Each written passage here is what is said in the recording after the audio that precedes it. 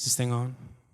I still need a crutch, even though I've done this many times, so I'm going to have to talk with this. My name is Kyle Matthews, and I lead a national nonprofit called Beat. We fight childhood cancer by funding clinical trials. You may have known us as Because of Ezra, but we recently changed our name when we merged with 4 other nonprofits across the country doing similar work. For the past 7 years, we've been trying to change what a diagnosis of neuroblastoma means for a family.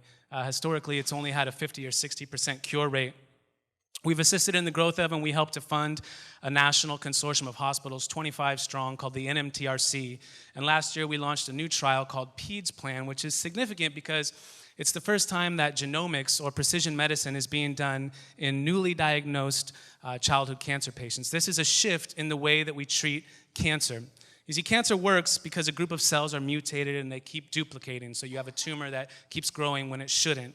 And genomics in cancer looks at what's causing those mutations, with a goal being to treat with a drug that only knocks out the cancer cells, nothing else. So right now we have chemo, and that doesn't work. It's a blanket attack of all the cells in your body, and we just hope that it kills the cancer faster than anything else in your body. But a lot of side effects that you see of cancer treatment are actually from the chemo, not from the cancer. In 2003, the Human Genome Project completed, and by 2010, that was starting to become clinically relevant. So we started a trial to decide, could we take that genomic data that we get from a kid's tumor and actually get treatment decisions off that information? Well, it looked like we could, so we opened a new trial to actually treat kids with the information we were getting. But it was a shallow look at genomic data. It was actually taking way too long for us to do the test just because of the sheer computing power that was necessary. So we needed faster computers. So we partnered with Dell to do that. That last couple of slides was actually 3 years of research. But with this partnership with Dell now, we could take a deeper look.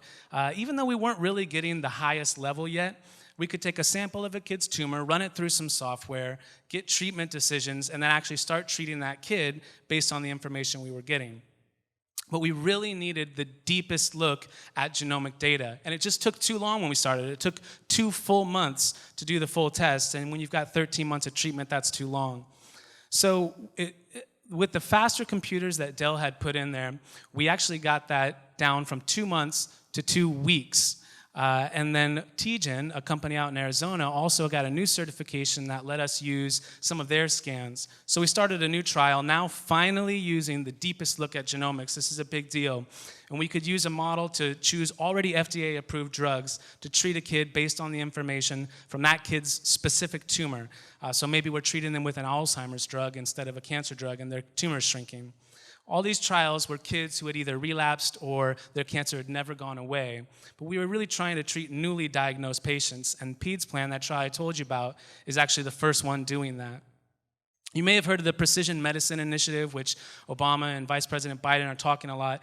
It's pushing forward this type of research, and the NMTRC and B as a funder were the first ones to do this in childhood cancer. We've been doing it for 6 years. We've really only been able to do that because we have an incredible group. We have 25 hospitals across the country. We have a waiting list of new ones. Like I said, Dell and TGen and a lot of other advocates and nonprofits are helping us. And we are getting better. Dell's Health Cloud is getting faster. The sequencing is getting more advanced. And we're starting to understand, like I said, those mutations in the cancer cells, what they mean. All of this leads to better understanding in the clinic of what to do with that data. But we're not fast enough. This is my son, Ezra. He was diagnosed with neuroblastoma when he was a year old, and shortly after his 2nd birthday, he relapsed. There's no cure for relapsed neuroblastoma. In November of 2010, my son died. None of these were even available at that time. This is Lily Mae, another kid who has neuroblastoma. And for 2 years, she came over to Grand Rapids, Michigan from Ireland to be on another trial we're funding. She's doing great. This month, we found out she's 2.5 years cancer-free. I show you these pictures to tell you that, yeah, it's great. I show you these pictures to tell you that it's exciting that we're doing this research and we are seeing really big advances, but at the end of all of those treatments is a kid. These are families that I cry with, I share meals with them, and these are big, huge problems that we are moving the needle on, but the stakes are too high. I started all this because of my son, because of Ezra. And it's become because of so many other kids. I miss my kid, but I know that we get to choose what we do with tragedy. And I hope through this work, less and less families will share this pain. If you want to know more, you can look us up on beatinb.org. Again, my name is Kyle Matthews. Thanks.